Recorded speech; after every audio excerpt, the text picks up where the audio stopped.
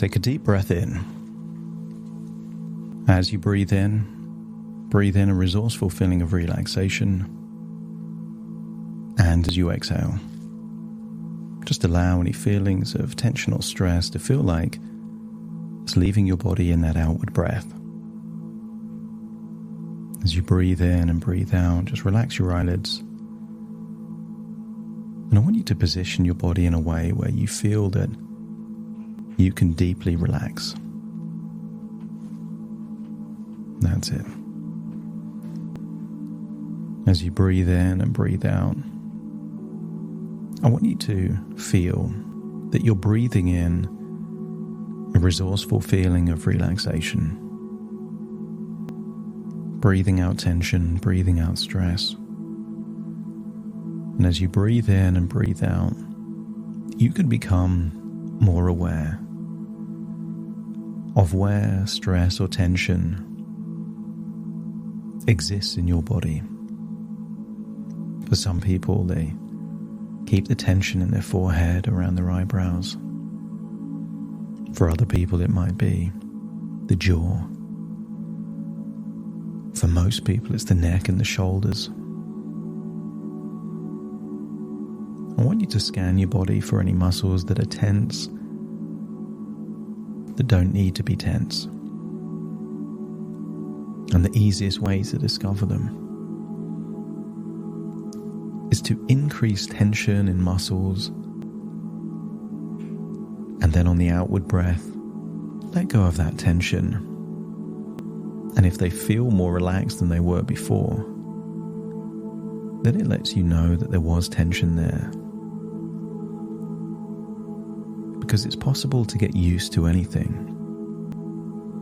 If you're in a room with a clock, very soon you don't hear it ticking. And if you live on a street with a busy road, it's not long before you don't even hear the traffic outside the window. And I wonder what tension you've just got used to. What inner dialogue has been there so long you just accept it like that's the way that it is. So as you breathe in and breathe out, feel like now is the time to let go. To let go of stress. To let go of tension. To let go of whatever's been blocking you. That's it. I want you to use the power of your imagination to imagine your ideal car. Maybe it was an ideal car that you used to think about as a child. Maybe it's a car that you saw in a movie, or a car that you saw and immediately there was a feeling of desire to have that car. I want you to picture it. Picture the car, picture the color. And if you could imagine the most desirable car possible, just let me know by nodding your head. And I want you to think what a car like this might cost. And that if you had a car like this, how you would treat it. Maybe cleaning it regularly, giving it the best fuel, having it maintained to keep it in peak prime condition. And I want you to imagine being offered this car, but with a condition. You can have this car, but you only get to live for one more week. Or you get to have this car for a year on the condition that you lose your arms and your legs. And I don't know how quickly it takes for you to make the evaluation that your life is more valuable than this car, that your body parts are more valuable than this car. And as you make that evaluation, doesn't it stand to reason to treat your body even better than you would treat the most desirable car in the world? You wouldn't have this incredible car and put sugar or syrup or flour in the petrol tank. Everything in your body would say, how could you do such a thing? And yet every day, people have bodies way more valuable than a car and are polluting it with poison and toxic substances, meaning that their own body, their own vehicle,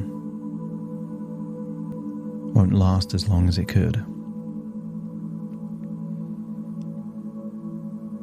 And if your unconscious mind now agrees that your body is more valuable than the most desirable of all cars, let me know by nodding your head. And I want you to imagine now climbing into that car. Climbing into the car, going on a journey.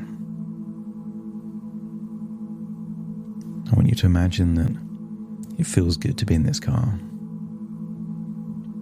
And I want you to imagine the destination that you're going to isn't close. A city far away, hundreds of miles away.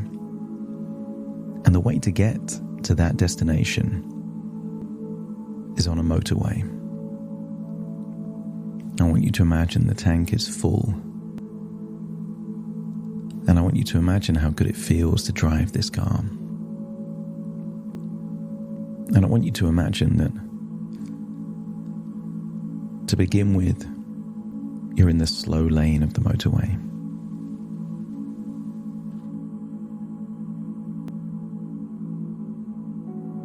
But you can still enjoy the journey. You're still making progress, even if you're caught behind caravans and lorries. You've got this amazing car that can go incredible speeds, and yet you're still making progress, even if you're just going 50 miles an hour or so. And then every now and then you might overtake something really slow in front of you, maybe get to 70 miles an hour. And you can evaluate that when you're doing that, you're making more progress than if you're in the slow lane. But the slow lane will eventually get you to where you want to get to. And when you're in that faster lane, you could always decide to indicate and move back into that slow lane, or you could stay at that faster speed that you've got used to. And depending on the age of this car and the model, maybe it has cruise control. Maybe you could set it to a speed that feels like it's comfortable for you. That you could just get into the habit, the rhythm of making progress at that speed. And even if it doesn't have cruise control, your mind has the ability to keep a constant speed. And you're still making progress.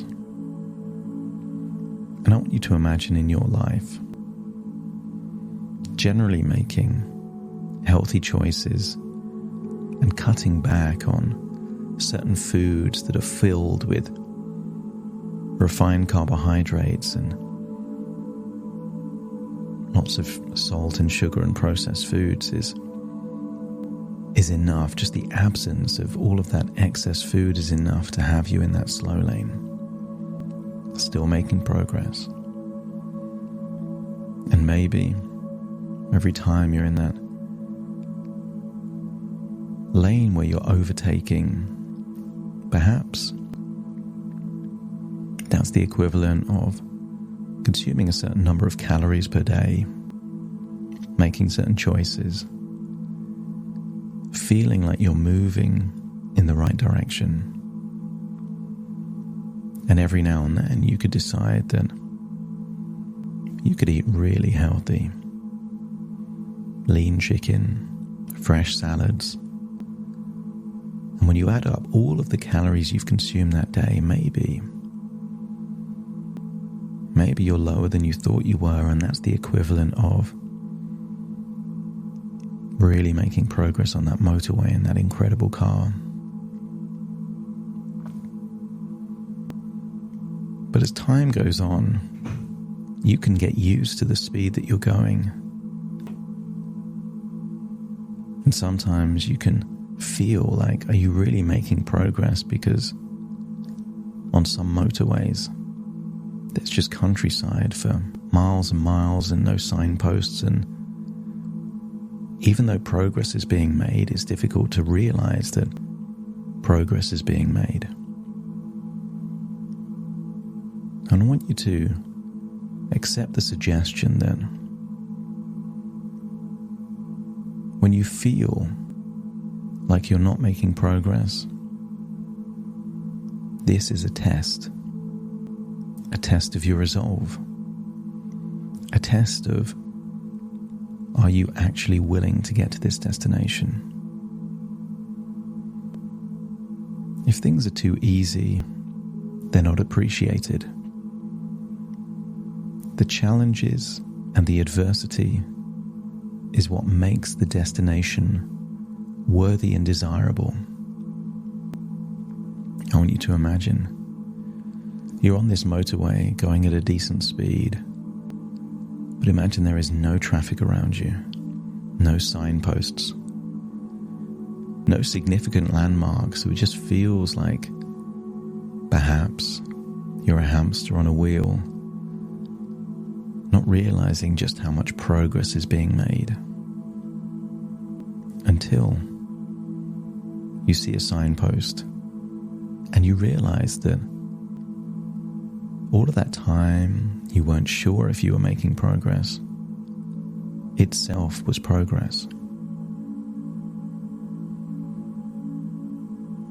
I want you to feel like you are unlocking an appetite for progress. As your appetite for food decreases, your appetite for continued progress increases. An insatiable appetite to go on your journey towards your destination. And I want you to think of that destination. What would it be like for you to be at a particular weight, a particular body shape? Why are people so excited when they go on holidays? Because they're thinking about the destination. There's lots about travel and going on holidays that isn't enjoyable. Nobody wants to pack a bag, hang around at airports, go through long queues at passport control. But they do those things because it's necessary for them to get to the destination that they do want to get to. So I want you to think of a big bright move in your mind as to what that destination looks like for you. Seeing yourself slim, healthy, athletic, confident, motivated, healthy, all of the wonderful things that represent a desirable future. I want you to imagine that you've been on this motorway for hours and you've made so much progress. And imagine how it would feel like to have lost a significant amount of body fat. But you're not quite there at your destination yet. And I want you to imagine what would now represent being in that fast overtaking lane. What kind of activities could you do now that your body weight is lower anyway? There's less pressure on your ankles, your knees.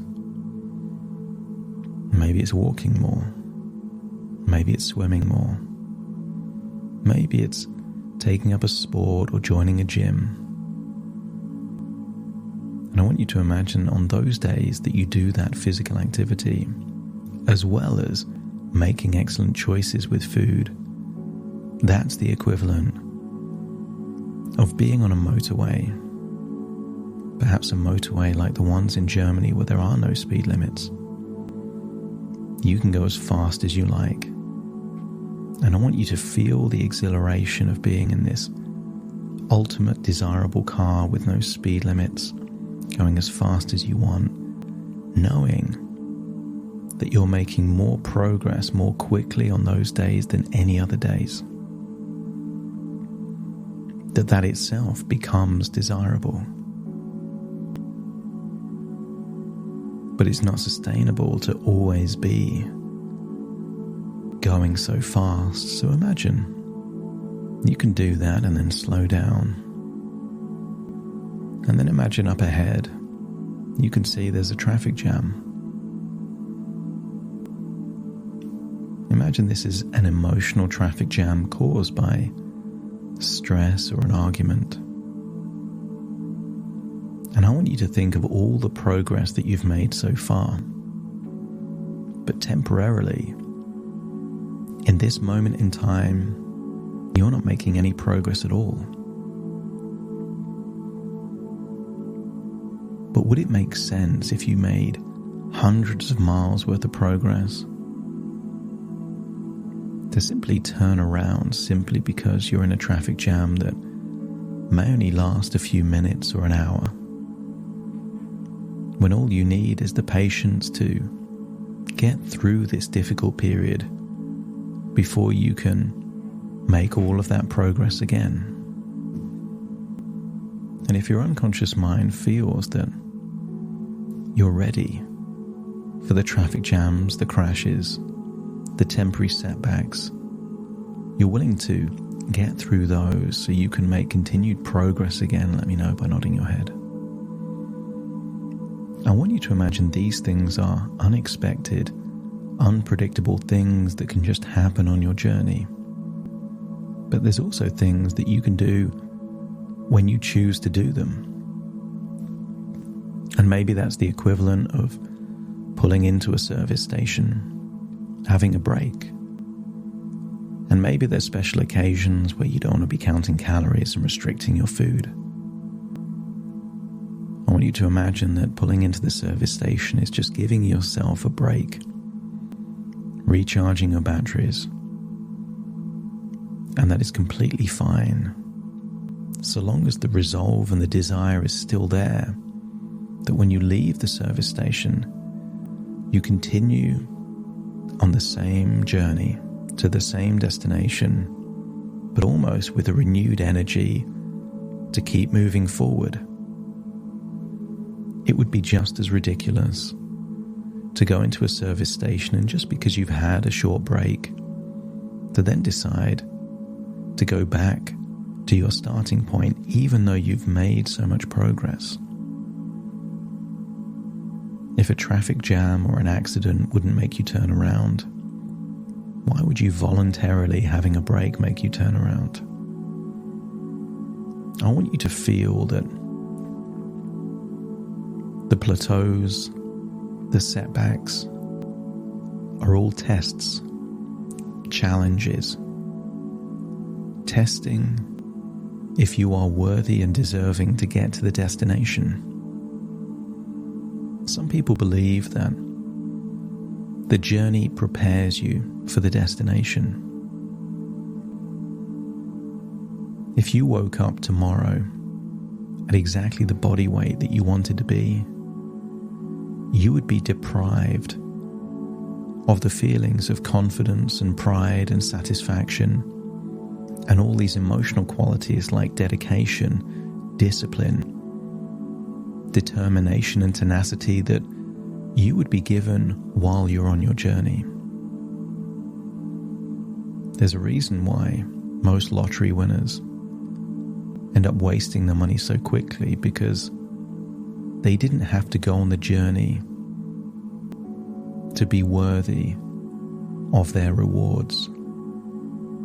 There are people that have cosmetic surgery and can take years of poor decisions and have all of that fat just sucked out of their body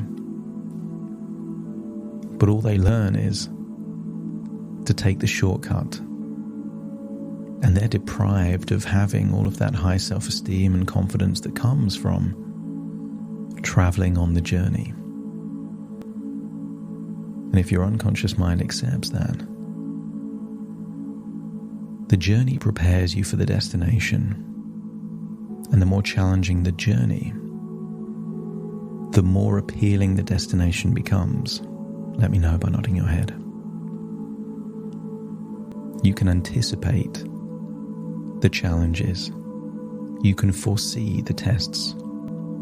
And your attitude is bring it on. You feel that making the progress you're already making means that you're not threatened. You're not worried about these challenges on the horizon, because every challenge you overcome prepares you for the next challenge that may be even more difficult.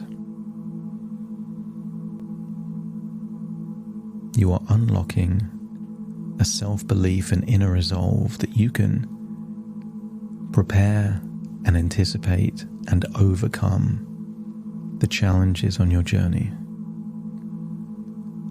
And I want you to imagine there in that car, and imagine what challenges could be there. Stress or uncertainty at work still encourages you to make great choices. Maybe an intense argument or frustration. And think about what you would do so that food does not become a coping strategy. As you anticipate the challenges, and maybe there's 2 weeks in a row where the scales show no progress. And imagine smiling as you have already anticipated this is a test of your resolve. A bluff, if you will. Is this the time you're going to fold? Or is this the time that you're going to raise the stakes and go all in, being willing to bet on yourself and the future you desire and deserve? And then imagine you get through challenge after challenge with even more self-belief, self-confidence that's reflected in your body shape. And then imagine, whether it's months or even a year in the future, I want you to imagine arriving at your destination in this incredible car. But as you leave the car, you are in exactly the body shape that you've always wanted. And imagine at the destination are the people that have known you your whole life. And you're hearing these compliments of, you look great, well done. But the destination itself isn't permission to go back and have all those foods that led you to the very place you wanted to avoid. It's simply evidence that when you make great choices, this body shape is the side effect of living that way. So as you get to the destination, you have a desire to maintain those healthy habits that you've learnt on the way. So you can feel good, be healthy, be happy, and enjoy life. If your unconscious mind is willing to look at this weight loss journey as a journey, that your body is already more precious and valuable than you ever imagined, and you will give your body the fuel that it desires, you have unlocked the ability to overcome setbacks, delays, challenges, and plateaus, giving you a deep conviction. It's not a case of if you will get to your destination. The only question is, when will you get to your destination? And you don't mind if it's sooner or later as long as you get there, but you now have the tools to know how to get there quicker if you choose. Feel like you're stepping into that future version of you where you've lost the weight, gain the confidence, hearing the words of the people that know you the best, and feel that you deserve all of that praise, and feel a feeling of pride and satisfaction and accomplishment that this isn't something that happened to you. This is something that you earned. You earned this confidence, this health, this vitality. And because you earned it, you value it, not willing to waste it. And if your unconscious mind acknowledges that, let me know by nodding your head. And then it's time to return to the present, but taking all these ways of thinking with you. You are ready for the setbacks and plateaus. You are ready for the challenges. But you're also looking forward to making incredible progress on the journey towards the ideal version of you. Returning to the present as you take a deep breath in through your nose and out through your nose. Just wiggle your fingers, wiggle your toes, feeling connected to your body as I now count from 1 to 10 to awaken you. Starting to count. 1, 2, 3, waking up. 4, 5, 6, more alert. 7, 8, open your eyes, open your eyes. 9, 10, wide awake, wide awake, wide awake.